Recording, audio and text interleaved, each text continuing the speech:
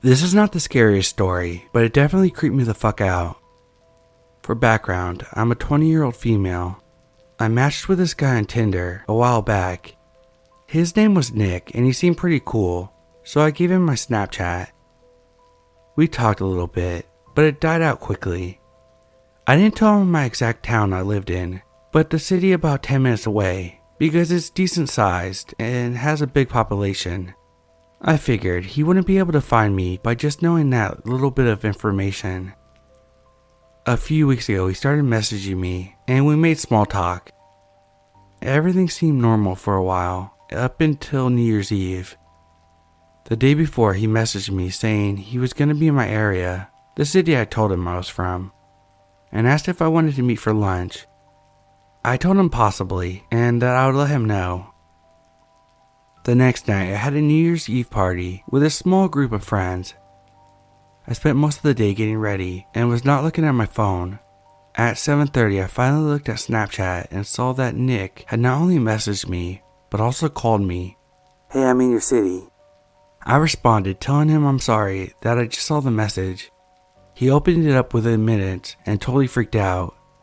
He said something along the lines of, "Just to let you know, I'm not really interested in someone who can't answer their phone when I drive 6 hours just to see her." I looked at it in disbelief, and for a second, I thought he was joking.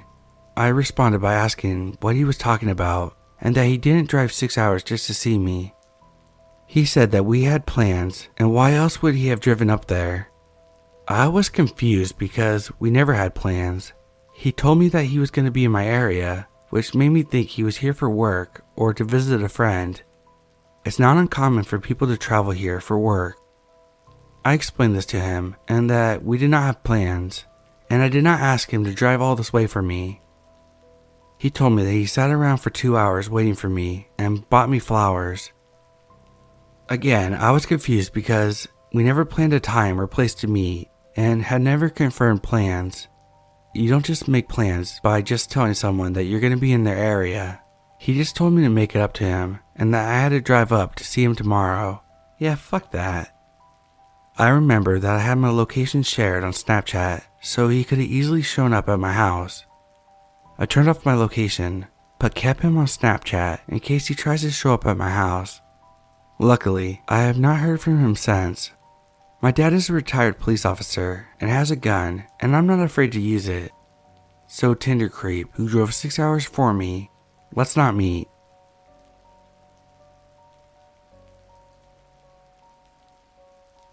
We all make dumb decisions in life, but in this case, I was stupid, very stupid. I arranged to meet this guy off Tinder, but because of my heightened anxiety about driving, I arranged for him to pick me up outside my place.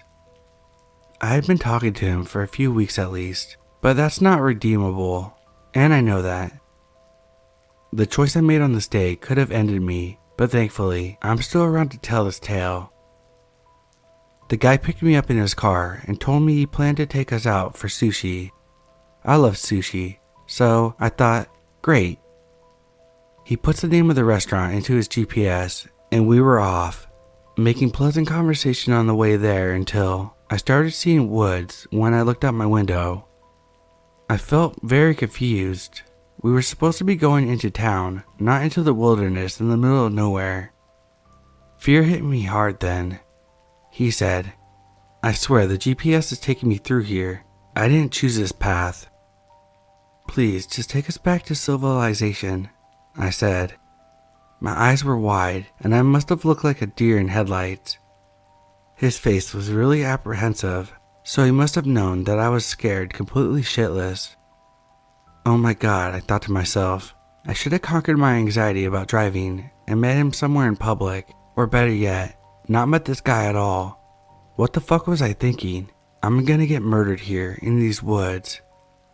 I tried checking my phone to see if I could assist him with GPS, and that's when he said those spine-chilling words, "There's no signal out here." I remember just thinking to myself to try to look calm, don't let him know that you suspect he's onto something. But man, did I feel terrified. The tips of my fingers were cold while I was simultaneously sweating. If he's gonna kill me, Part of me wanted him to get it over with so I wouldn't be left in anticipation. His forehead was perspiring. He kept saying, "I swear I'm not doing this. I'm trying to get us back en route to the sushi place."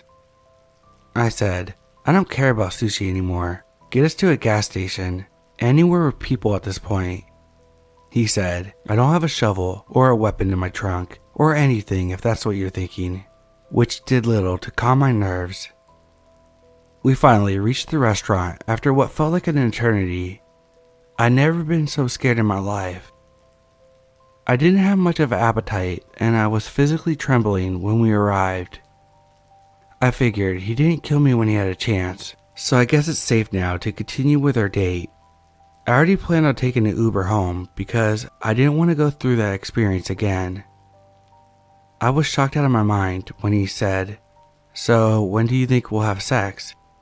I nearly choked on a piece of sashimi. What? I didn't know where this was coming from and didn't know how he could ask me something like this now, on our first date, when he literally made me go pale as a ghost just moments ago. You know, like how long will you make me wait for sex? A day? A week? A month? I stared at him dumbfounded. I couldn't respond because I was utterly speechless in that moment. "Well, I can't take a whole month. I'm telling you now," he said. I didn't say anything and the rest of the date was insanely awkward. I said goodbye and I took an Uber home, and only seconds after the driver pulled out of the restaurant parking lot, he texted me to say that he doesn't think it will work out with me because he needs a girl with a higher libido. I didn't argue. I just text back a simple, "Okay," ready to be done with this man. When the Uber driver drove me home, he did not take me through the same wilderness path of the potential murder site. He took me home through streets, other cars, lights, the sweetest scene to my immense relief. I couldn't help but wonder why my date had to take me through an hour drive through the wilderness to get to the restaurant, but it only took the Uber driver 15 minutes to get me home from the same location. The whole thing was chilling, and I don't know if my date planned on anything sinister or if it was an honest mistake, but I'm glad I made it out alive. I learned a tough lesson that night, one that I should have already known, but I foolishly ignored for some reason. Don't let strangers from dating apps pick you up in their cars. To the guy that took me through the woods, let's not meet again.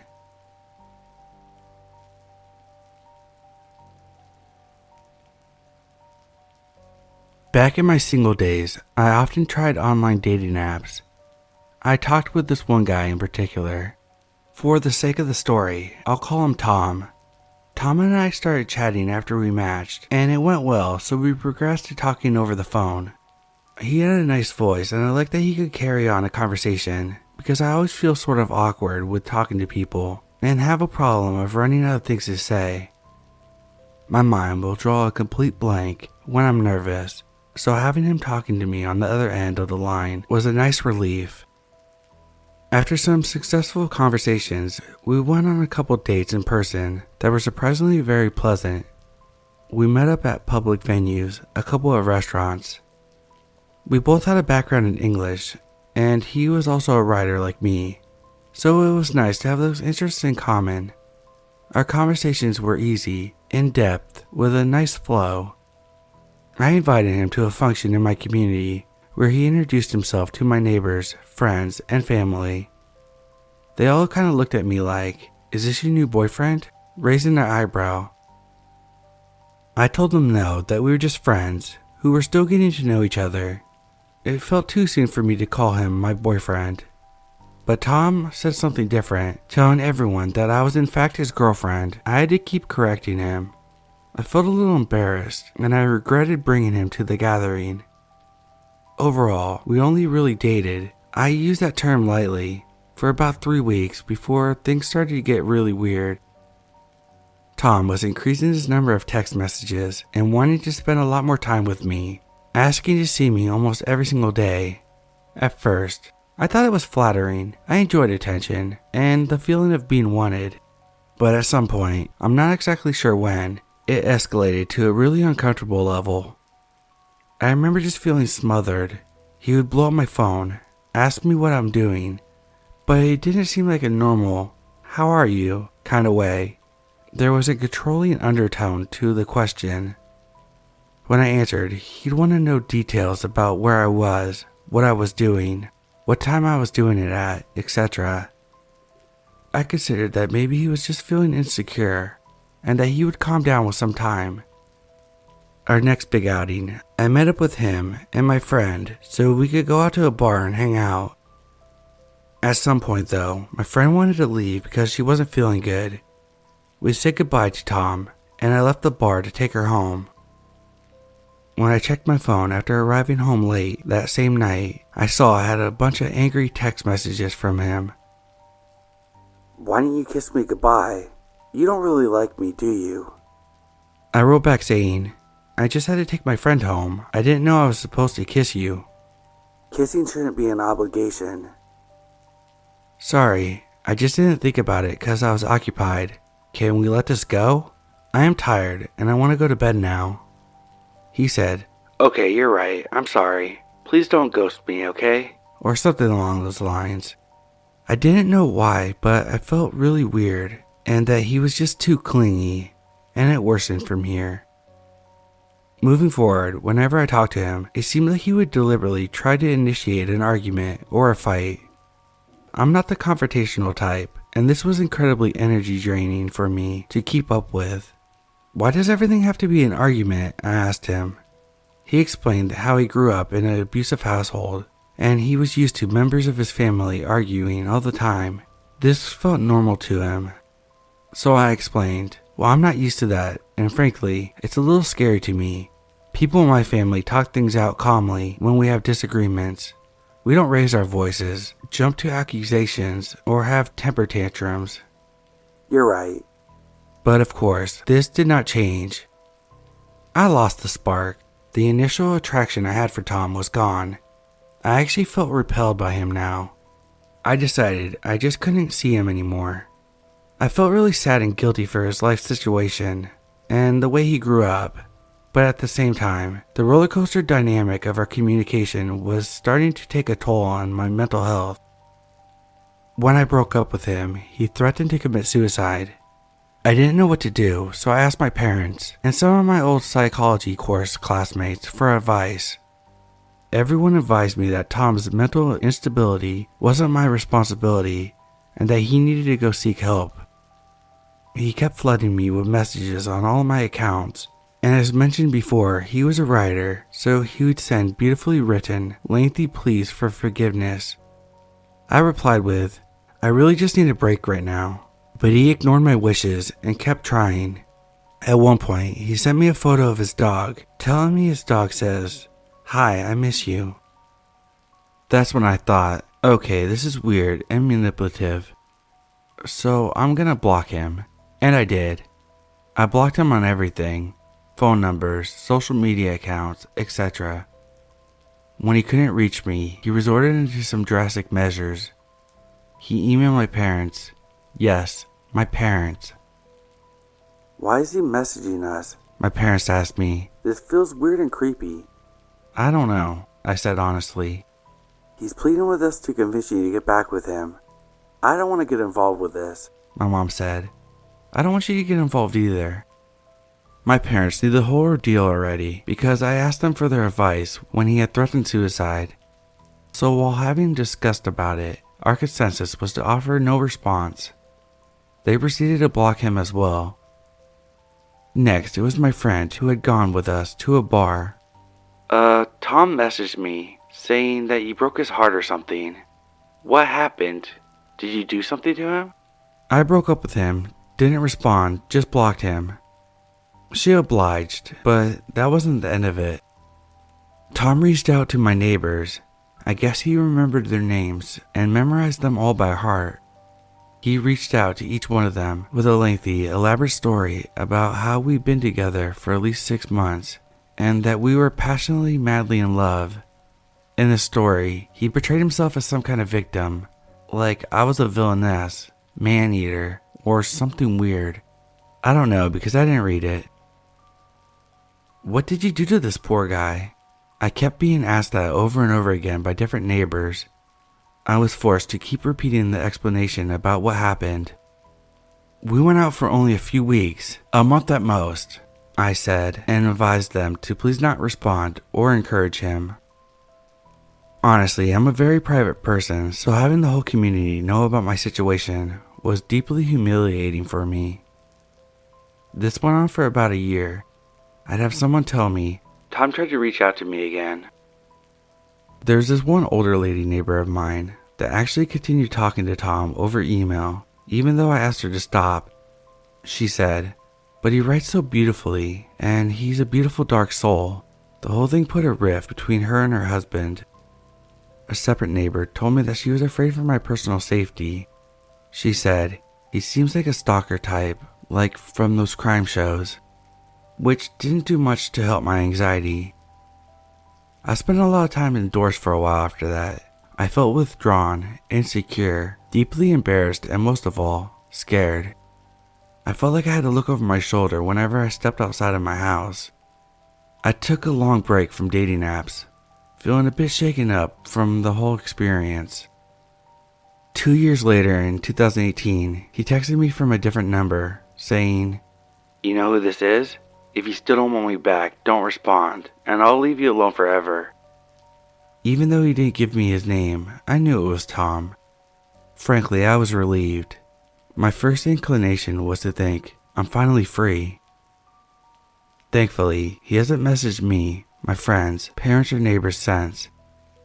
I just hope it stays that way.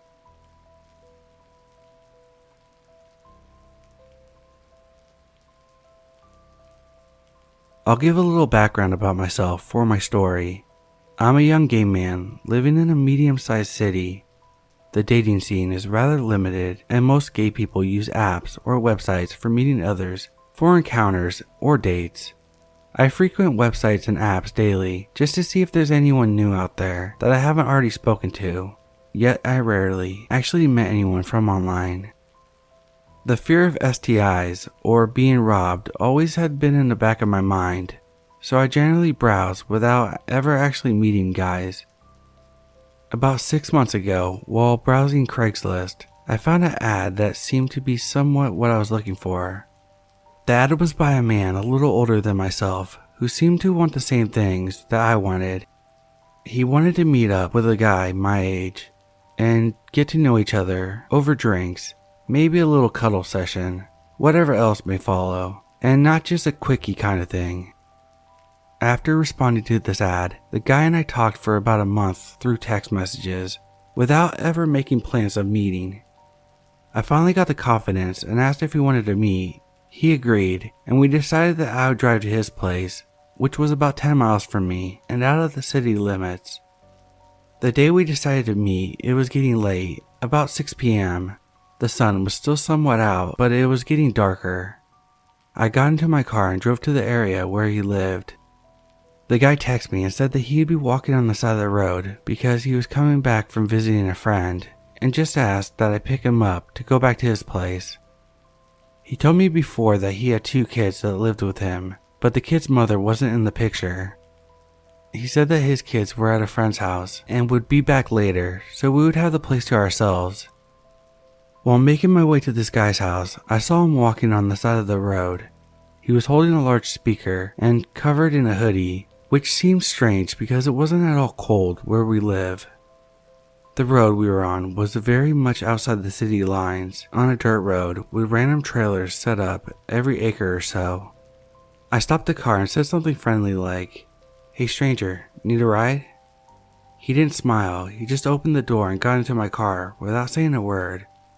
I thought that this was strange because we literally spent months having friendly chats, and I just figured that he would act happy to see me, or at least not awkward about it. After picking him up and making my way to his house, he then tells me to turn around and go back to the main road. He wanted to get a blunt and some alcohol so that we could chill together. So not thinking anything was strange at this point, I agreed and headed back the other way. While I was on this long dirt road with no streetlights, he mentions that the power is out at his house and asked if that would be okay with me. I was slightly thrown off by this, but I said, sure, as long as we have candles or some light source. He didn't say anything, he just kept looking straight ahead, like I had never said anything. I thought, what about your kids? How are your children living in a house with no power? So I asked him. This is where things started to get very strange. He replied, oh, they're staying with their mom for a while. But he had just told me a few days ago that the kids lived with him and the mother was out of the picture. Questions ran through my mind, but I didn't feel like I was in trouble yet. We arrive at the store and he gets out with his face and head covered like he was hiding from somebody. This seemed strange. Then he got back into the car after making his purchase. While traveling back to his place, which was about a 15-minute drive, he then told me I had to sling crack to get money for this so we could hang out tonight. I was very surprised and shocked when he randomly told me this. The situation was getting sketchy, so I asked if he had condoms just in case we decided to need them. He said no, so I dropped him off at another store nearby before starting our journey down the long dirt road.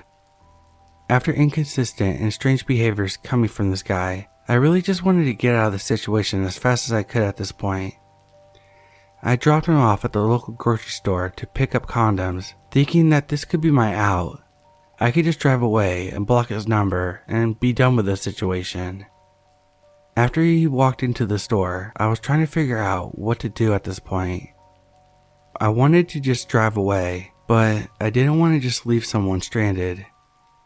I finally got the nerve to leave, but his huge speaker was sitting on my floorboard.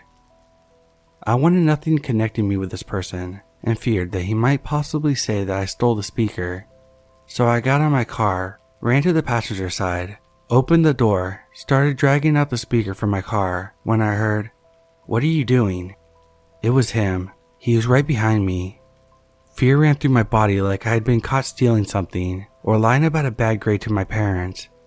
I told him, "Oh, I was just going to move this to the back seat so you'd have more room in the car." Quick save. And he seemed to have bought my horrible explanation. By now he's here, in my car, and my only out is gone. We're driving down the old dark dirt road, and all that's going through my mind is, how am I going to get out of here alive? I'm trying to catch him in another lie to see if this is actually happening, or just my imagination, but I can't seem to get information out of him. He just sits beside me, looking straight ahead, fidgeting with something in his pockets, as though he's on a mission to complete, and I'm just there to bring him to it. After driving about 15 minutes down the dirt road, I noticed that there were no longer trailers. The road was pitch black, only lit up by my headlights. I asked him if his place was coming up, because my navigation said it should be right here, and he tells me, "Oh, the address I gave you was my old business. My address doesn't show up on Google Maps for some reason." Red alert. I start panicking, just knowing that I was about to be robbed or killed in a few moments. I slowed the car down and just thought of anything that could get me out at this point. I told him that my best friend was waiting for me to get back to have drinks with her.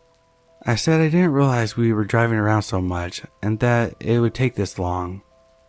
I'm not sure if he bought the excuse or not, but I told him that I would text my friend the address he gave me so she knows how long I would be out and when to expect me back for our planned night out. He seemed to trust my explanation, but was very irritated. He said to me, "Well, can't we just have a little car fun real quick out here? Nobody lives here, so no one will even see us." I said, "No, I'm sorry, my friend is going to be pissed, and she already called me when you were in the store." I told her that I'd be 30 minutes and be back in time for drinks. I was ready to abandon my car at this point if he pulled out a knife or anything other than a gun, but luckily he just kind of huffed, got out of my car, slammed the door, and started to put his head in the window to tell me something. I quickly hit the gas and turned the wheel, leaving nothing but a smoke cloud behind me. I couldn't see him in the rearview mirror due to the darkness of the night, but I imagined he might have been flipping me off or coughing from the dust plume made by my tires.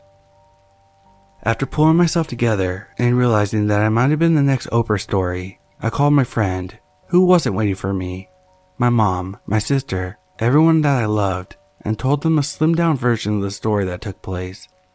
I teared up a little thinking that I could have almost died, but overcame that pretty quickly. When I got home that night, I decided to pull up the address he gave me. I noticed that about 2 miles down the road, there was one house sitting alone with no neighbors. The road was a dead end. I then used Google Street View and saw that the house was completely abandoned with no doors and dirty walls. I googled the actual address of the house and found that it had been posted for sale about 5 years ago and was still on the market. I'm guessing nobody wants to purchase a possible crack house. My friend told me later that they imagined that he wanted to get me into the house and do whatever he wanted, since there was no traffic that far down the road. I'm sure that it would take quite a while to find a body that went missing. After all of this, I vowed to never meet anyone from Craigslist ever again, unless it was in a police parking lot.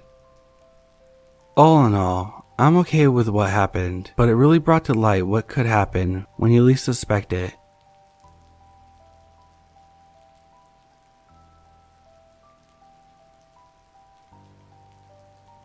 I just need to get this story out because it's so unbelievably surreal to me that I can't even believe it's real. So last fall, I started using dating apps seriously because I really wanted to branch out and meet new guys. I moved back home after I graduated college in May, which was still the pretty early stages of the pandemic, so I was lonely. I've only ever used Tinder, so my friend told me I should try Bumble, and at first it was fun. I matched with a few guys and they were nice, but the conversation kinda died off after a while. I didn't really form a real connection with anyone on there.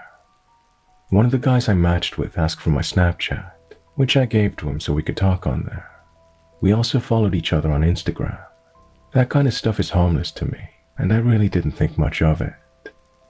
Our conversations didn't last long, and we stopped talking after a few days. It was a little strange, and I was turned off by it. Fast forward a couple of months, and I get a message from him on Instagram.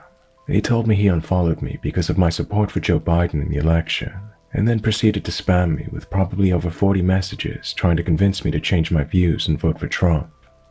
I'm a very liberal person, and if I would have known he was like this, I would never have spoken to him. He kept telling me people had blocked him for doing this before, and to, quote, please just understand where he's coming from. His last few messages were memes to ease the tension of the one-sided conversation. He and I never even talked long enough for him to feel comfortable messaging me like this. I didn't respond. I didn't even block him. I opened the messages so he could see I saw them and then unfollowed him. The next morning I get a notification telling me this message has been unsent by the sender. For every single message. Of course I screen recorded it and sent it to my friend to tell her what happened, because it was just creepy and bizarre. It was over after that though. The topic of this guy didn't come up again, so I moved on. A few weeks ago, I was scrolling through Facebook and saw a post from a local news station. It was shared from the town this guy was in from my state. It was about an hour away from me. It was a news article about a guy who shot and killed an 87-year-old woman who lived in his apartment complex with a semi-automatic rifle. He was trying to get the other residents out of their apartments until he was shot and killed as well by a resident, in order to protect the others who lived there. As I was reading about this, the guy's name and face seemed so familiar, and then it clicked. It was the same guy. I went back to the screen recording of the messages I took months ago, and they confirmed it was him. I'm not sure how to describe what my response was, but I got really sweaty. My heart was racing when I made the realization. It's extremely disturbing knowing that I spoke to this man, and even had a weird experience with him. It's been a few weeks since I found out, and I still feel weird about it. I was just reading about it again today since more details have been reported since the initial shooting. Sometimes I think about the what-ifs. Like, what if I had responded to his messages the way I wanted to? What if I called him a creep and a weirdo and pissed him off to the point of violence? And what if he tried to harm me? God, I hope the woman he unfairly murdered is resting in eternal peace. Thank you for listening, and be wary of people on dating apps.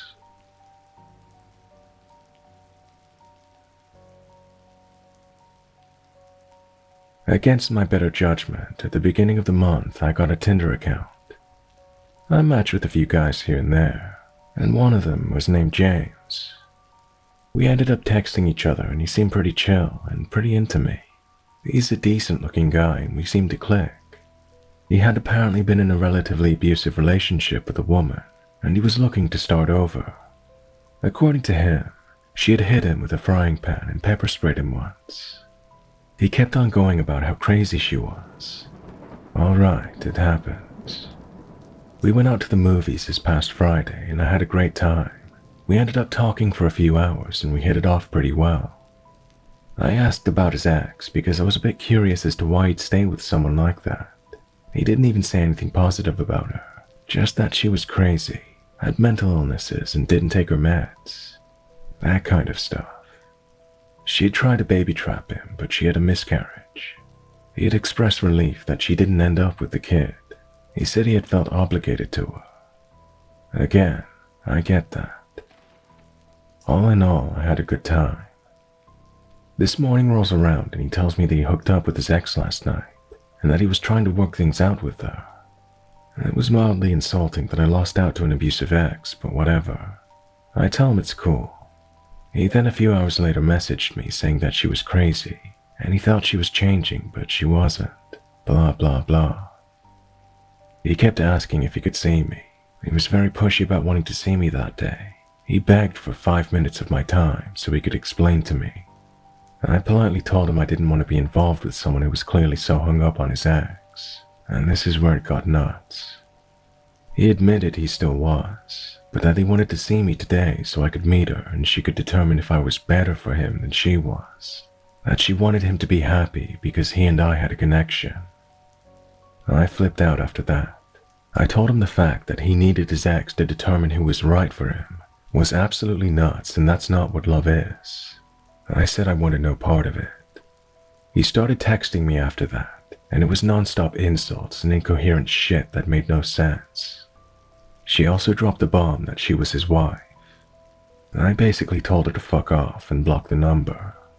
I then went on Tinder to message him where I called him a piece of shit, and if he was intelligent, he should leave her and never message me again. He started to harass me, saying that I was miserable because they have a beautiful love together and all this crazy shit. He then went on to say, "My wife knows where you work. I hope she doesn't do anything rash." I told him if that was a threat, I would gladly go to the police.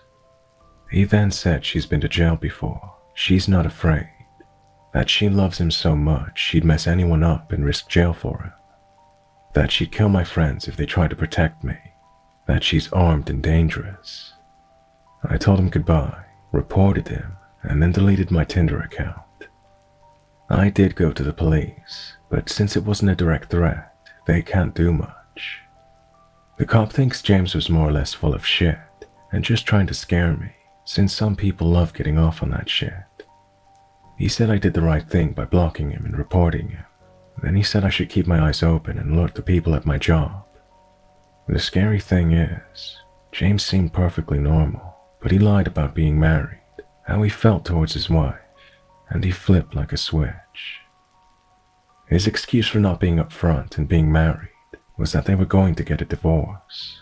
He seemed so docile and unassuming. The hatred and aggressive attitude was insane.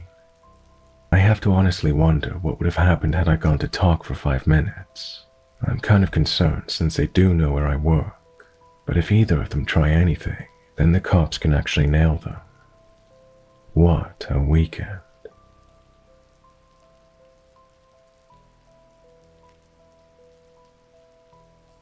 So about 3 years ago, when I was 18 or so, I was using Grindr and someone messaged me.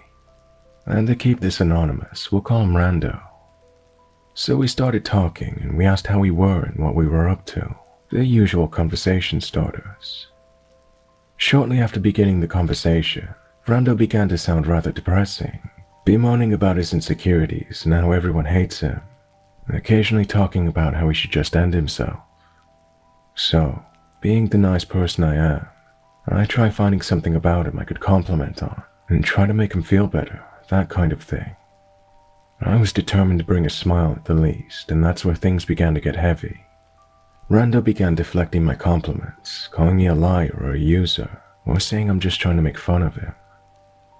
I tried my best to reassure him that my compliments were genuine, because I hate seeing people depressed or down. It's just in my nature to bring joy to people. Now, I have been in his shoes before with a severe insecurity thing, so I know how he felt. After he finally began to believe that my compliments were real, he began to get very attached to me. He started sending me over 20 messages at once, and if I didn't reply within 5 seconds, he'd start to be like, "Oh, I guess you found someone better to talk to then. You're just like all the rest."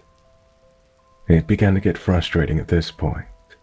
I could have just blocked him and saved me the headache, but I have anxiety and I feared he'd turn up at my door someday and maybe do something drastic if I blocked him. He also tried sending me nudes to grab my attention when I didn't reply instantly, and it only got worse and worse from here.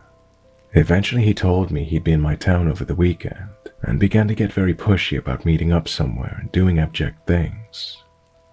When I didn't reply, he flips out and started finding me on different social medias to keep tabs on me. Facebook messages, friend requests, Instagram follows, that kind of thing. I went on a night out with some friends of mine at the time, forgetting he was in town over the weekend. He saw me walking down the street and he ran up to me.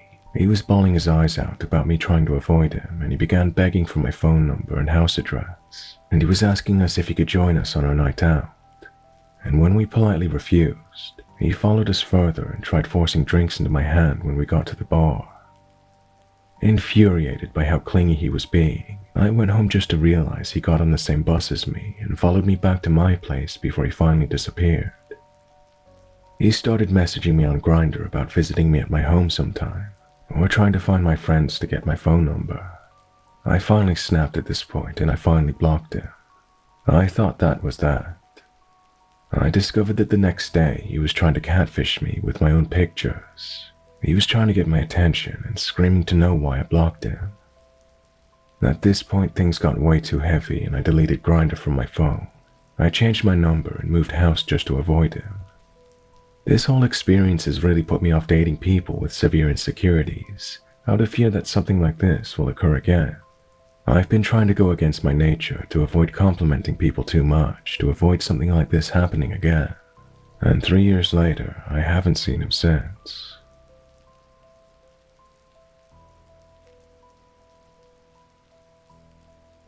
One summer I was in law school.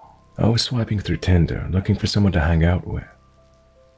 I matched with this guy who seemed pretty nice and looked good. Lots of shirtless photos. He was a counselor at a local high school in the metro area.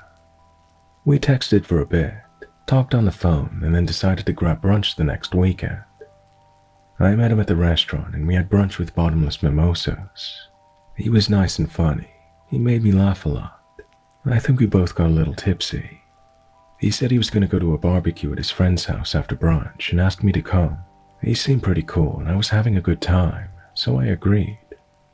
I had to walk my dog because I hadn't anticipated being out for that long, so I told him I would meet him back at the restaurant in 30 minutes. He said he really wanted to meet my dog and asked if he could join. I thought about it for a second, but my place was a total disaster, so I told him no. After that, I joined him back at the restaurant. We grabbed an Uber to his friend's house. There were a bunch of people drinking and talking. Everyone was nice. They had the barbecue situation going on out in the back. We talked to some people, hung out, drank. He started to get drunk and handsy, so I told him I wanted a drink and walked to the kitchen for space. A couple of minutes later, he comes into the kitchen and tries to kiss me. I kind of smiled and shrugged my way out of his grasp. I told him I needed to go to the bathroom. I asked him to grab me a drink and meet me outside in the backyard. When I left the bathroom, I walked straight out of the front door, 2 blocks down, and took a ride. I grabbed an Uber home and started getting calls and messages, but I blocked him. He tried to reach out over social media, but I just blocked him there too. I honestly totally forgot about him. Fast forward 3 years. I'm sitting on my couch reading through the local news on my phone. I see a picture of this guy's face. He'd been arrested for assaulting women he met on Tinder.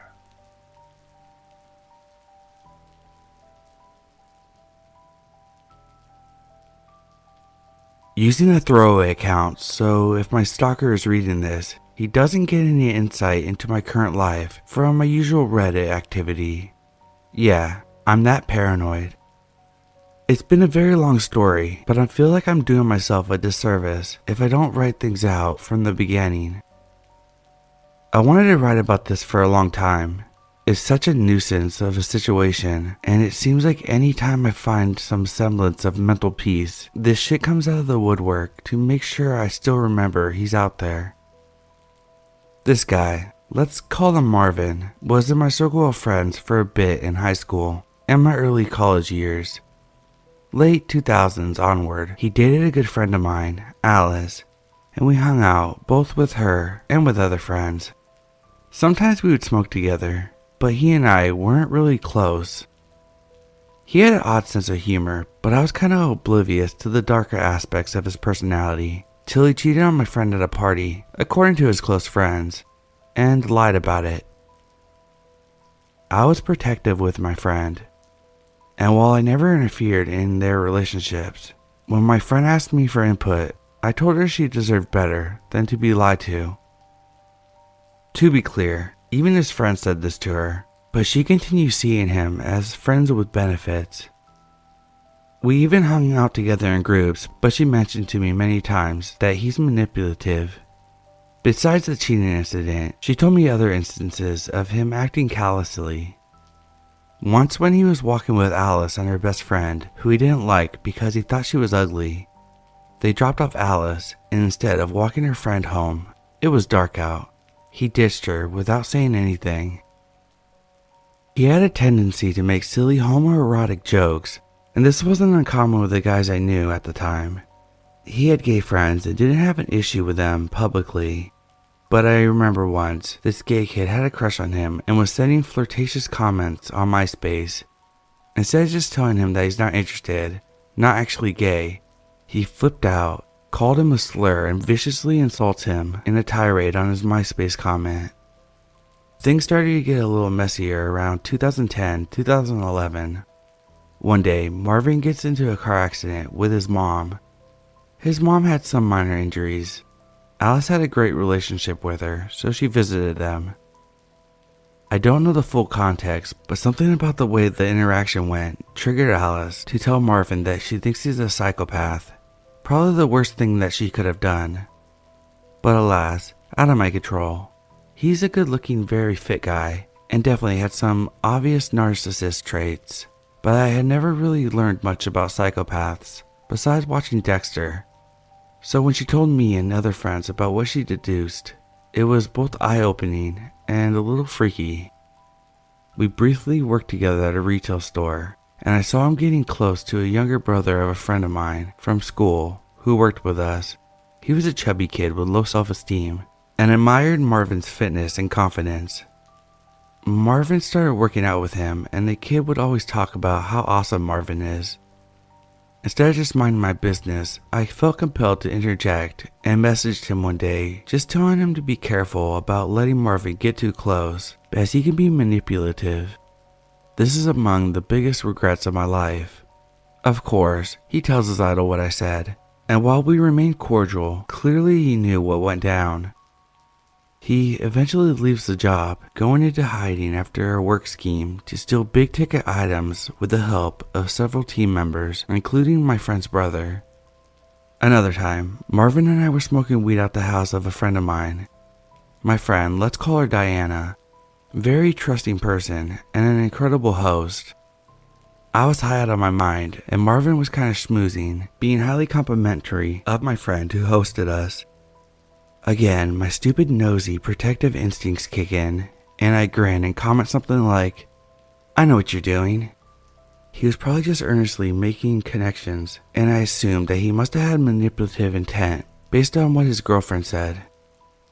Alice told me that he's mentioned how I'm too judgmental and opinionated, specifically citing the incident at Diana's house. He also didn't like how he felt like I and our mutual friends were trying to interfere with their relationship To be clear, I wasn't trying to hook up with this girl. I generally just didn't want to see my friend get hurt. She continued seeing him as a friend with benefits long after people told her to be wary, and at that point, I wasn't spending energy trying to nudge her. At some point though, she did break things off with him for good. The timeline is a little messy here, but in between the above incidents, I got a text from Marvin saying that he took acid and came to the realization that he's a psychopath. He then tells me some sad story about his family and says if he can't make himself become empathetic and feeling things deeply, he'll just kill himself. Being naive and not wanting anyone to die, I tell him that there's plenty of people who just want surface level connections, so he doesn't need to kill himself, just needs to find other people like him. Looking back, I realized no one tells people they're a psychopath unless they're trying to scare them, and he probably told me that because he knew Alice talked to me. He never thought much about her intellect, and he probably figured that I was the one that told him the theory of him being a psychopath. We fall out of touch after their full breakup and him hiding after the incident with theft, and I deleted his number. At some point, we connect on Facebook, and he basically tells me he got addicted to coke while doing criminal business in Europe. He went to rehab and claims a psychiatrist diagnosed him as a psychopath. My stomach sank. I didn't know how to react.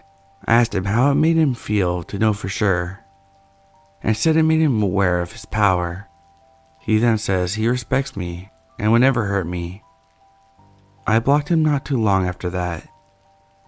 My last mutual contact with him was him texting me in 2012. The message was vague, "I'm coming."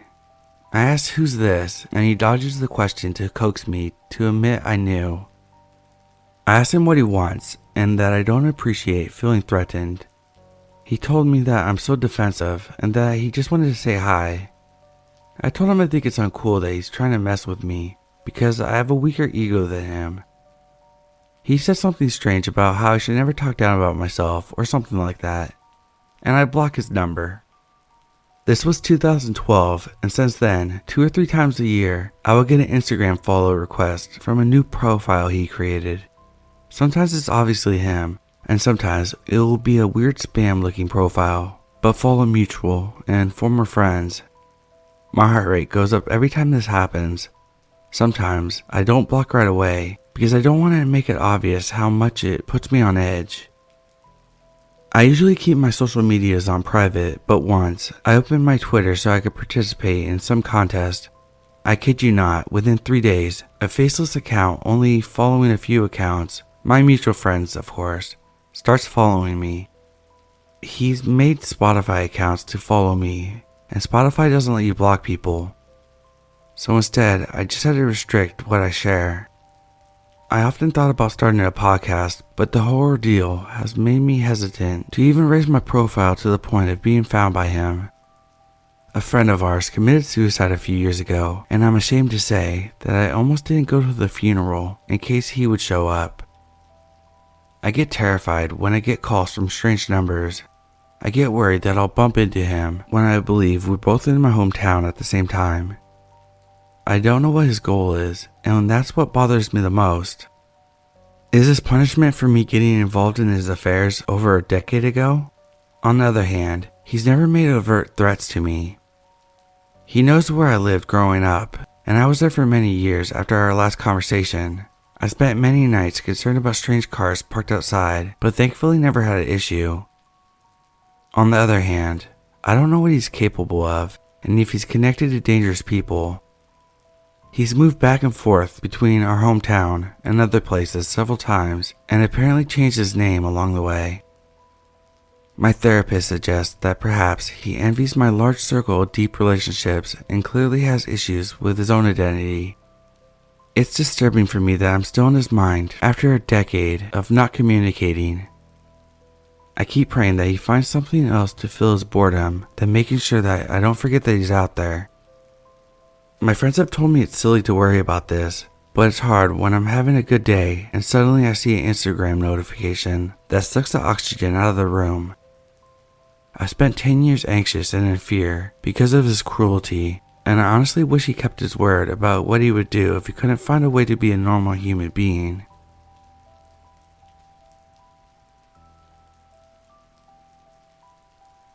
I believe I was in my 3rd year of university when this happened. I was actively involved in the student organization at my university, and as a result of this involvement, I met a lot of new people and made a lot of new friends. The equivalents of our organization were also at the universities, and we quickly became acquainted with the other students at the other universities all through this network. At some point, I was elected the leader of the student organization and became quite popular because of it. I used to get a lot of requests on Facebook, and even though I'm generally a private person, I accepted almost any request at the time because networking was extremely important to fulfill my role as the leader of the group. We used to host big events, and what better way to promote our events than on Facebook, which was the shit at the time. Instagram and Twitter weren't big back then. We used to make posters and flyers to promote our events, and as a leader, my number was always listed on them so that I could be contacted for ticket purchases. Anyway, it's important to keep all this in mind to fully understand some parts of the story and how I got myself into this mess. One of the friends that I had made through this organization went to a university around 3 to 4 hours away and lived about 4 to 5 hours away. We always talked on Facebook or through text and became quite close, but because of the distance between us and because we went to different unis, we rarely got to see each other unless we traveled to each other's town to attend each other's events. She didn't drive at the time, and I did not have my own car yet. So one day, when she unexpectedly told me that she was coming to my city, I got so excited. She told me that she had something urgent to do in my city, and that one of her friends had offered to drive her here. I was so excited. On the day that my friend was in my city, we arranged a time and place to meet. She told me that she couldn't stay too long because the drive back was long and she didn't want to get back too late, which I totally understood. I was just happy to see her for a few minutes. She also told me that her friend was tagging along because she would feel bad ditching him after he had driven her all the way here. I told her I didn't mind. I never met this friend of hers, but I was excited to meet yet another member from another organization. I've heard of her friend before, but I've never met or interacted with him. Let's call him Sam. When I first met with my friend Zoe and Sam, it was very normal. Sam seemed very quiet and shy, but quite polite and respectful. It was almost like he faded into the background. We met at a beach and he was quite literally in the background, behind us, so sometimes I forgot that he was even there. He and I exchanged some words and some laughs. I was being polite because he was my friend's friend and he was nice enough to drive her all the way here and back when she needed it, so I obviously thought he was a decent guy. When it was time for them to leave, we said bye and I thanked him again for being so nice and driving her down because we got to see each other as a result of it. He was super kind and humble about it. I really got a good first impression of him. I don't remember exactly if it was the same day or the next day, but very shortly after this day, Sam added me on Facebook. It was not strange at all to me. We had just met the other day and I could refer to him as an acquaintance now, so I was happy to accept his request. Besides, I was accepting requests from people I never met in real life, so if anything, this felt refreshing. Now this all happened a long time ago, so I don't remember all the details, but I can recall when we first became Facebook friends. He and I did exchange messages occasionally, just friendly conversation. I think he messaged me shortly after I accepted his request to tell me that it was so nice to meet me, and we talked about Zoe for a bit, about how sweet and loving she was. It was nothing weird. If anything, it just made me feel more comfortable with him.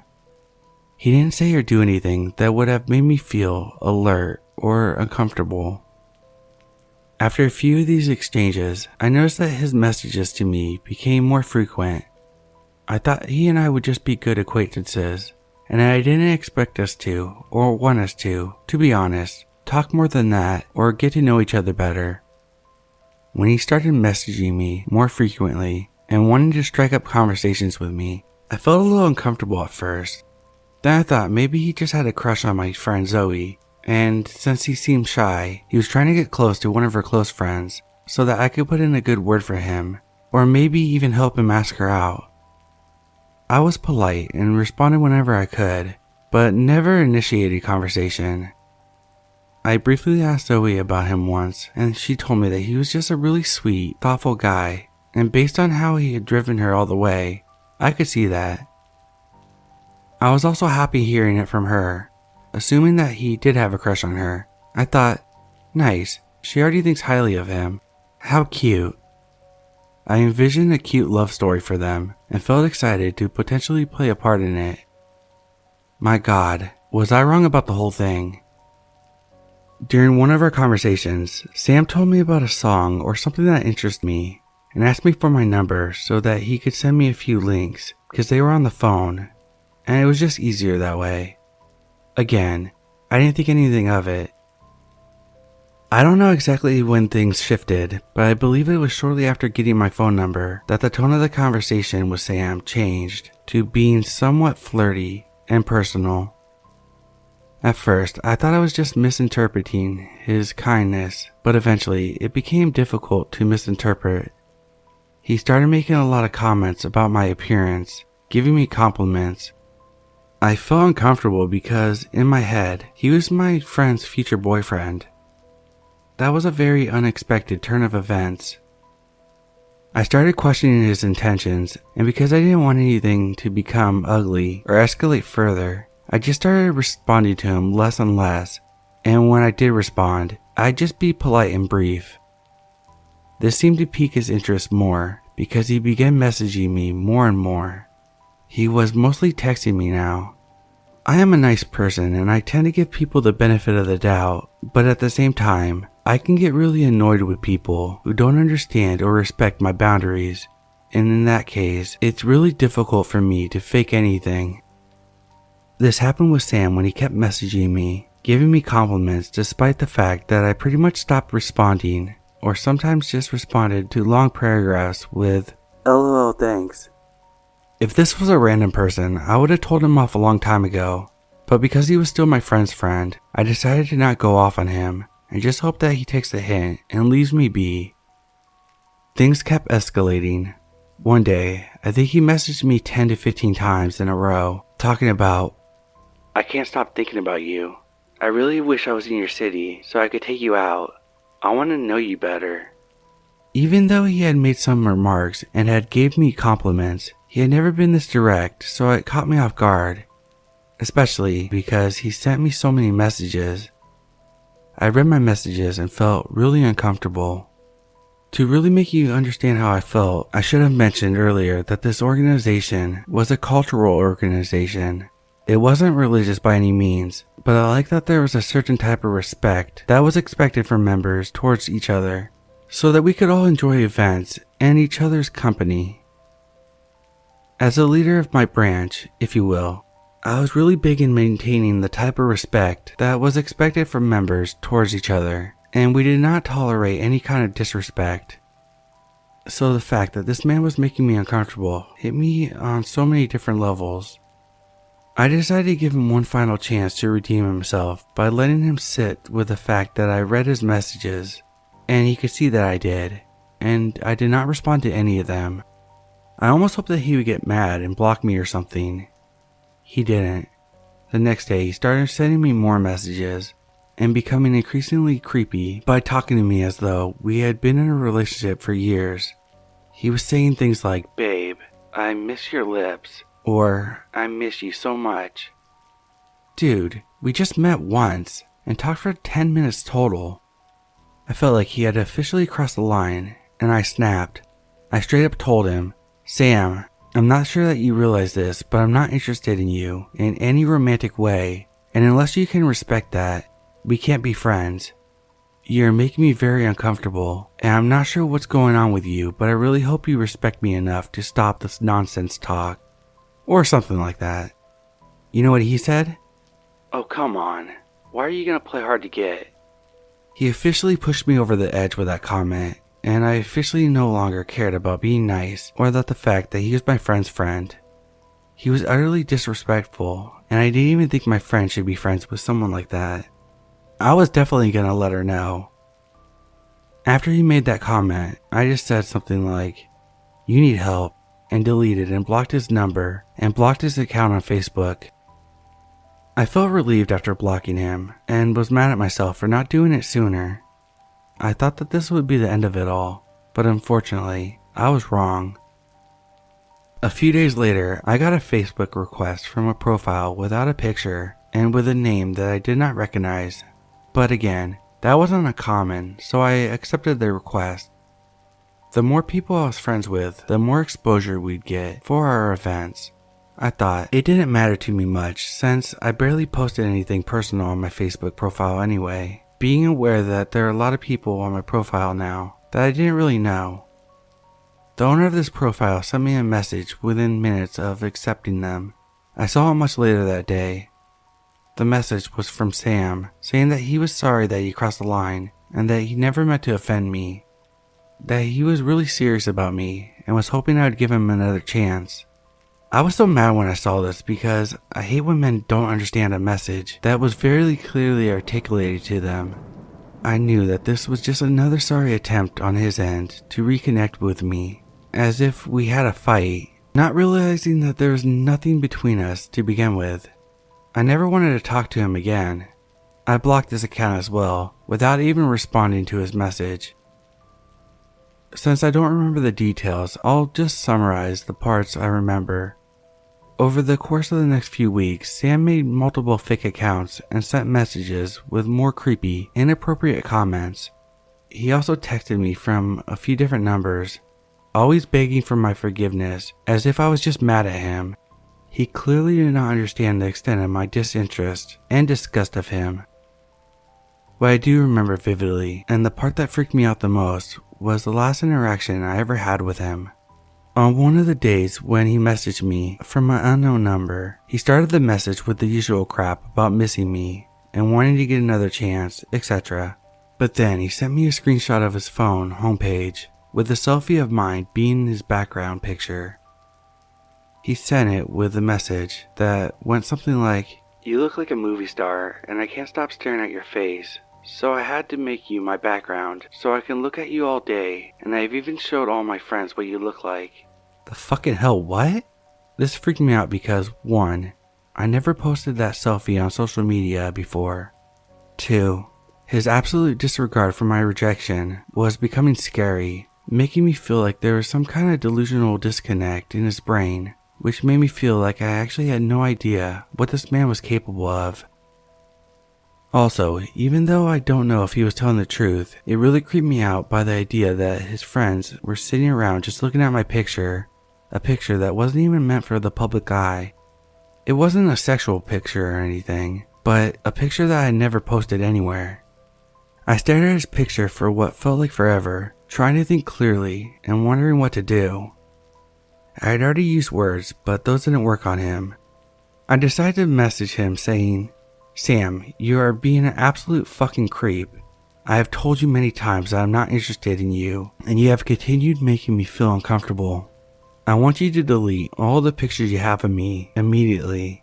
I know a lot of people at your university, so if you have my pictures anywhere, I will find out. And if I get another message from you again, I will be reporting you to the police for harassment. I don't ever want to hear from you again. Leave me alone." Although, saying that I would find out if he had any pictures of me was complete BS, because there's no way of me actually finding out unless he flaunted them to people. The fact that I was popular and knew a lot of people made me feel comfortable in saying this because I knew that he would assume that it was true. I did not hear from Sam again after this and decided to message Zoe and finally tell her all about this. I had meant to do it sooner, but each time, I thought I would save him from embarrassment by giving him a chance to act right. At this point, I considered him creepy and unsafe and wanted to warn Zoe. I told her all about what happened and the phone screen background and everything. Zoe was absolutely appalled and apologized over and over again for introducing us and bringing him into my life.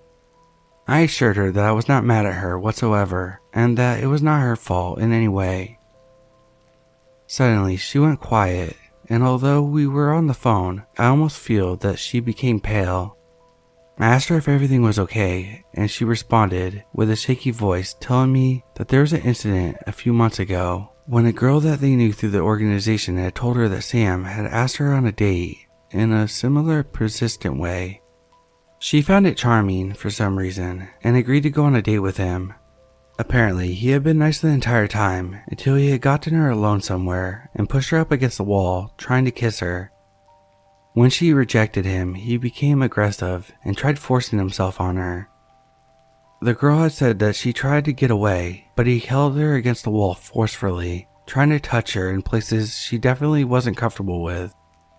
Luckily, someone had walked by them at this time, forcing him to let her go, and she made a run for it. Zoe told me that this girl was someone who loved drama and was known for always exaggerating things and always being a bit of a boy who cried wolf kind of person. So no one took her too seriously when she told her story. After hearing what I said about Sam, Zoe suddenly had the realization that the girl might have been right, and it hit her like a brick that Sam was really that kind of creepy, low-life person. She cut him off immediately, and I think reached out to the girl, apologizing for not taking her seriously, asking her how she was doing and if she wanted to talk about it. As far as I know, she's good friends with that girl now, and everyone cut Sam out of their lives and the organization. Sam, if we ever meet again, I'll give you a piece of my mind.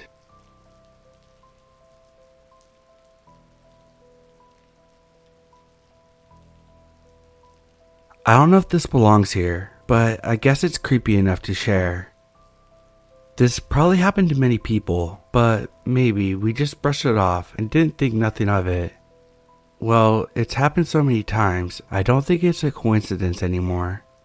I can literally have an organic thought or idea, and seconds later I see an ad for it. There was no discussion of it prior, no text messages, no notes or words logged into any of my devices. It's 100% in my mind, an internal thought, and then seconds later, scrolling through my social media page, I'll see an ad relating to it. In this instance, I was thinking about buying a new desk for my studio. Then an ad for a studio desk appeared. So weird, it's so damn creepy. It's like a scene out of Black Mirror. Has this ever happened to you?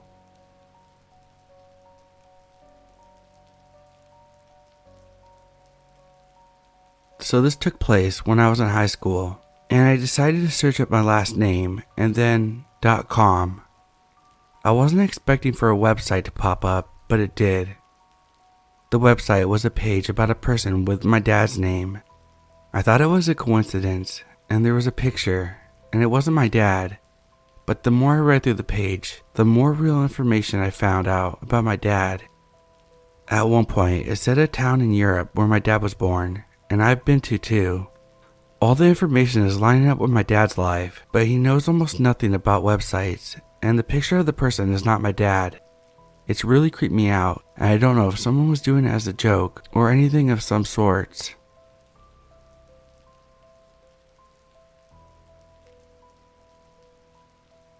Back when dial-up first became popular, I was 11 years old. Harry Potter had just taken the world by storm, and I was hooked.